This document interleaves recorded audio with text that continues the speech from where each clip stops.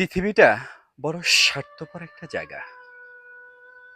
এখানে আপনি যত বড় মানুষই হন, যত পরিচিতই হন, কিংবা যে কাজই করুন না কেন, যতদিন আপনি নিজের জায়গায় আছেন, ততদিনই মানুষ আপনাকে মনে রাখবে।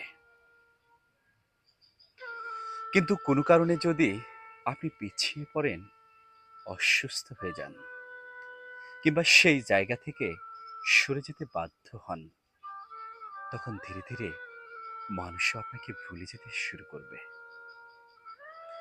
কারণ পৃথিবীর শূন্যস্থান পছন্দ করে না। আপনি না থাকলেও আপনার জায়গায় অন্য কেউ চলে আসবে। আপনার কাজ, আপনার দায়িত্ব, এমনকি আপনার উপস্থিতিও একসময় অন্য কারো মাধ্যমে পূরণ হয়ে যাবে। আমরা অনেক সময় ভাবি আমাদের না থাকলে মানুষ আমাদের খুব মিস করবে।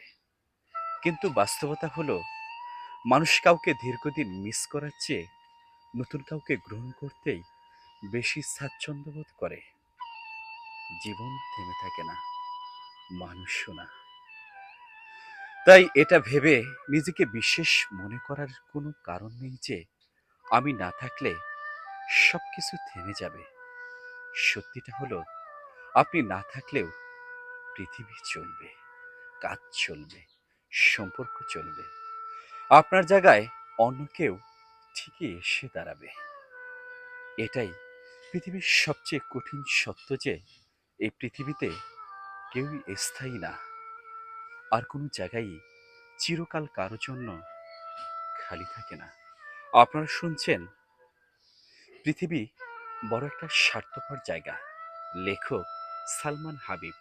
অসংখ্য ধন্যবাদ সকলকে।